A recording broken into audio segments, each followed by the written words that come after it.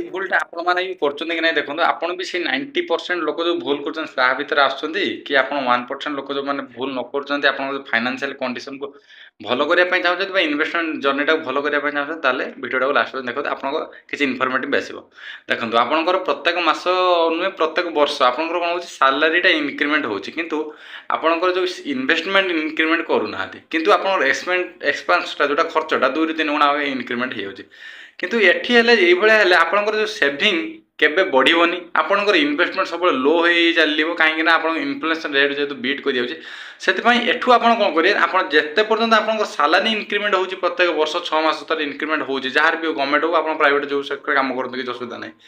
ଯଦି ହେଉଛି ତାହେଲେ ଆପଣଙ୍କ ଇନଭେଷ୍ଟମେଣ୍ଟକୁ ଇନକ୍ରିମେଣ୍ଟ କରନ୍ତୁ। ଏଇଭଳିଆ ଫାଇନାନ୍ସ ରିଲେଟେଡ୍ ପାଇବା ଲାଗି ମୋତେ ମୋ ପେଜ୍କୁ ଫଲୋ କରିପାରିବେ। ମୋର କଣ୍ଟେଣ୍ଟ ବନେଇବାର ଆଜି ପାଖାପାଖି ବୋଧେ 20-22 ଦିନ ପାଖାପାଖି ହେଇଗଲାଣି।